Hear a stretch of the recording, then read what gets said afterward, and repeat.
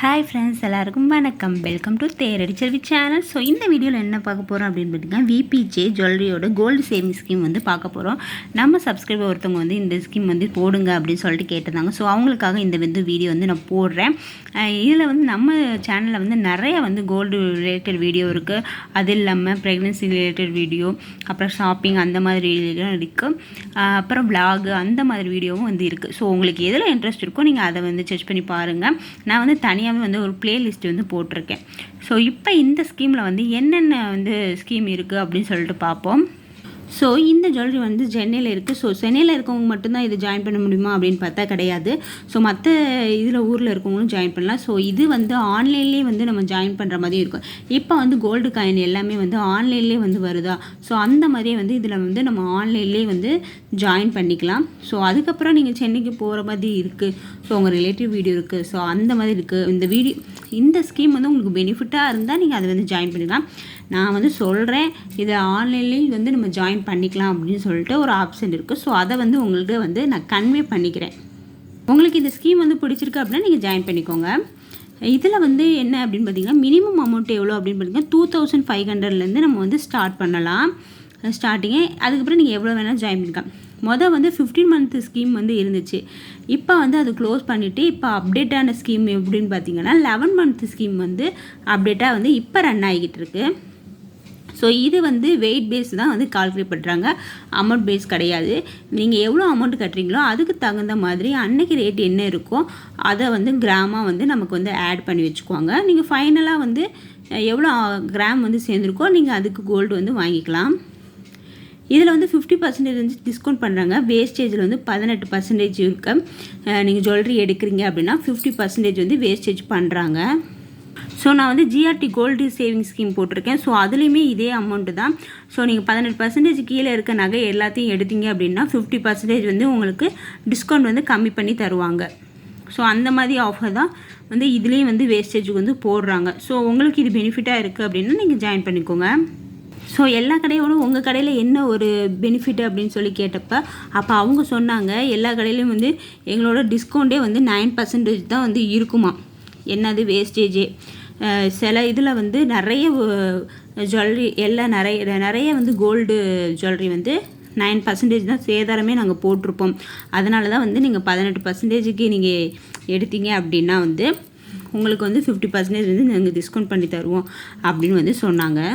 So இப்போ நீங்கள் example வந்து ஒரு வேஸ்டேஜ் 10% உள்ள டிஸ்கவுண்ட் அமௌண்ட்டுக்குள்ளது எடுக்கிறீங்க அப்படின்னா நீங்கள் 5% வேஸ்டேஜ் வந்து பே பண்ணுற மாதிரி இருக்கும். 5% வந்து அவங்க வந்து பே பண்ணுவாங்க. ஸோ இதில் என்ன அப்படின்னு பார்த்தீங்கன்னா 18% கீழே உள்ளதுக்குமே வந்து 50% பே பண்ணணும் அப்படின்னு சொல்லியிருக்காங்களே.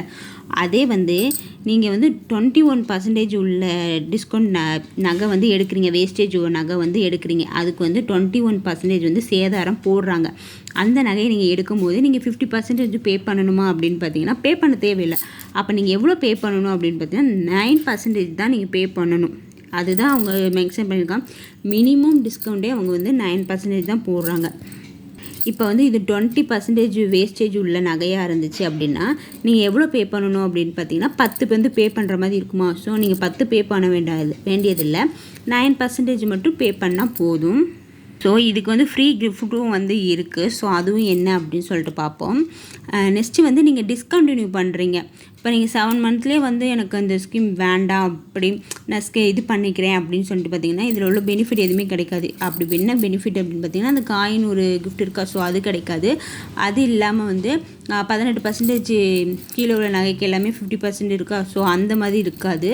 ஸோ உங்களுக்கு இது பெனிஃபிட்டாக இருக்கான்னு நீங்கள் பார்த்துக்கோங்க. இதில் வந்து நீங்கள் ஜிஎஸ்டி எது வந்து நீங்கள் பே பண்ணணும். அது மாதிரி 50% வந்து டிஸ்கவுண்ட் வந்து கோல்டு ஜுவல்லரியில் வந்து டிஸ்கவுண்ட் பண்ணுவேன் அப்படின்னு சொல்லியிருக்காங்க. 10% வந்து டைமண்டில் வந்து டிஸ்கவுண்ட் பண்ணுவேன் அப்படின்னு சொல்லியிருக்காங்க.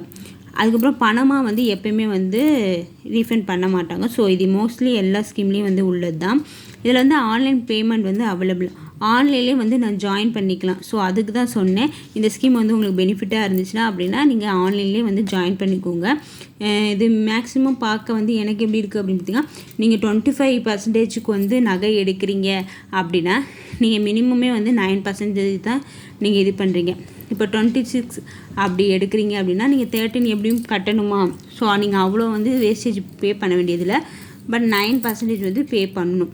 நம்ம இதிலே வந்து வேஸ்டேஜே இல்லாமல் வந்து நகை எடுக்கிறதும் வந்து நம்ம போட்டிருக்கோம். ஸோ ஃப்ரீ டைமில் வந்து நீங்கள் செக் பண்ணி பார்த்துக்கோங்க. அதுவுமே வந்து நான் தம்ப்லைன்லேயே வந்து கொடுத்துருப்பேன். இது வந்து நோ வேஸ்டேஜ் இல்லாமல் வந்து நம்ம எடுக்கிறது நகை எடுக்கிறது அப்படின்னு சொல்லிட்டு நான் ஹெட்டிங் கொடுத்துருப்பேன். ஸோ நீங்கள் அந்த ஹெட்டிங்கை பார்த்து கூட நீங்கள் உள்ளே போய்க்கலாம். ஸோ அதை வந்து நான் மென்ஷனே பண்ணியிருப்பேன். தம்ப்லைன்லேயே பார்த்தே நீங்கள் உள்ளே போகலாம்.